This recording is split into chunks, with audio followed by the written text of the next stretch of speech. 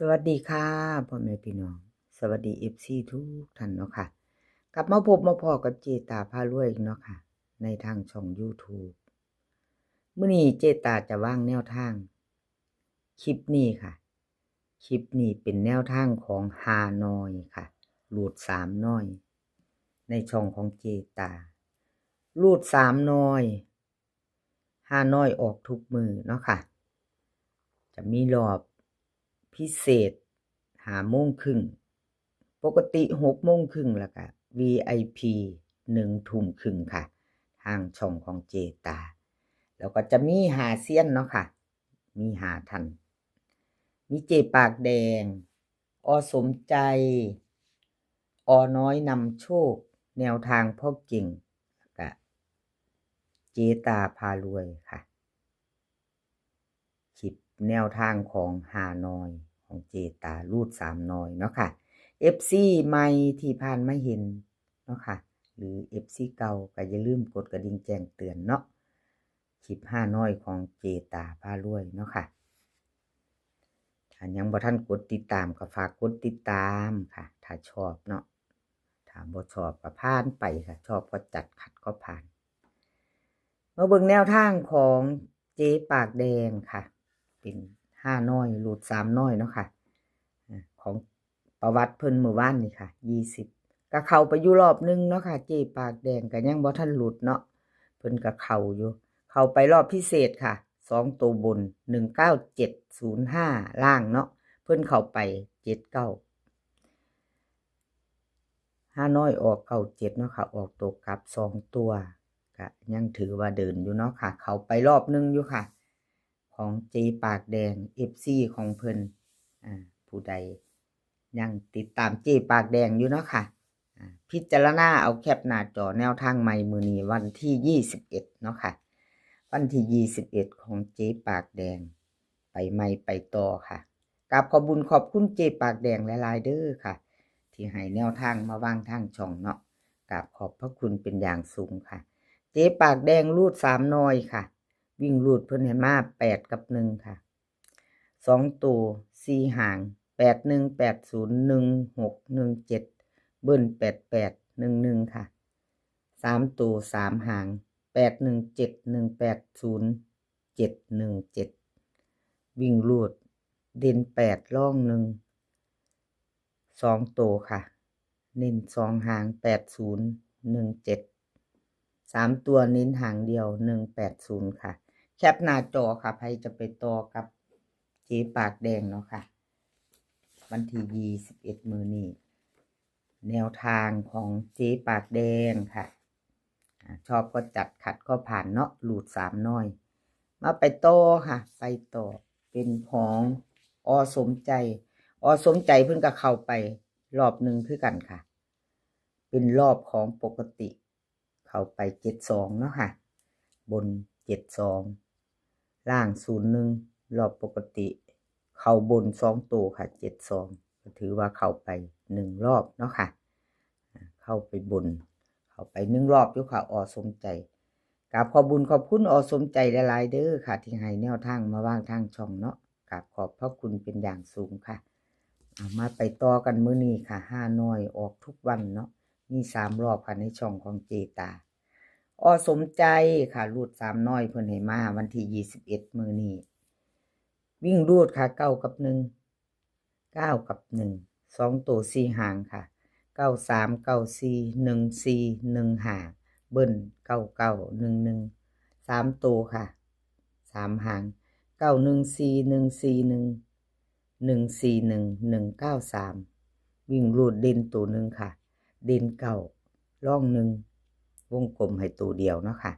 2ตัว2หางค่ะเพิ่นเน้นให้93กับ15ค่ะ3ตัวหางเดียวค่ะ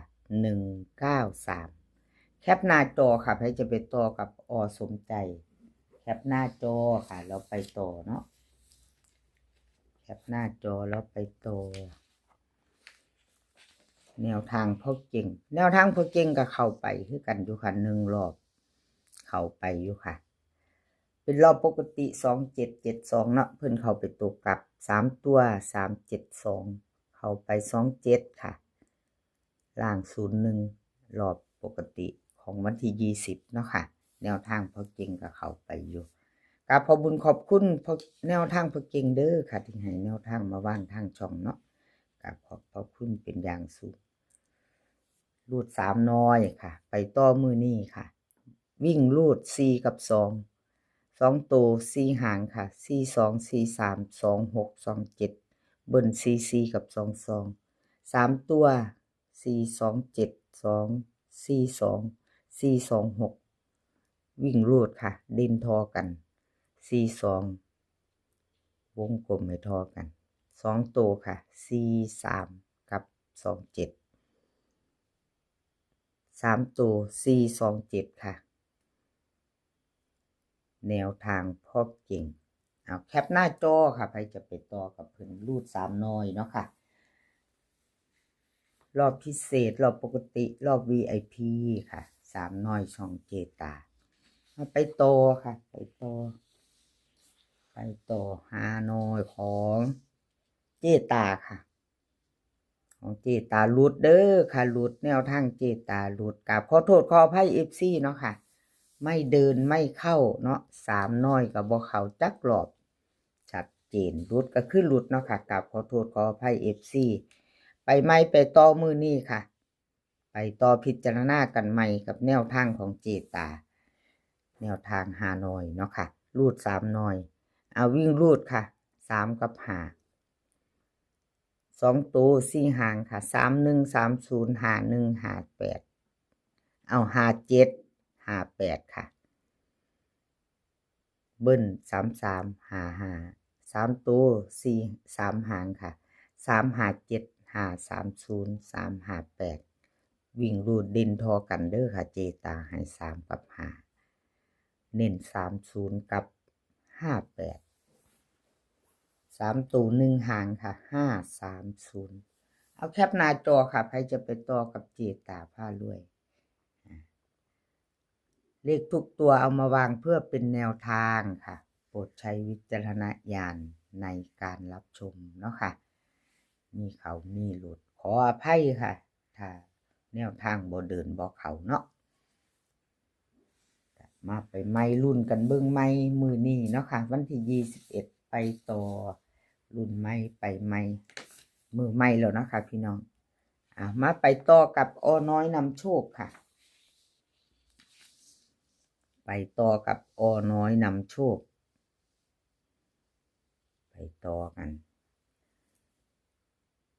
หมู่บ้านนี่ค่ะพิเศษเพิ่นเข้าอยู่เขารอบพิเศษ97ค่ะบน2ตัวล่าง5ล่าง05เนาะเข้าไป1รอบค่ะอน้อยน้ำโชค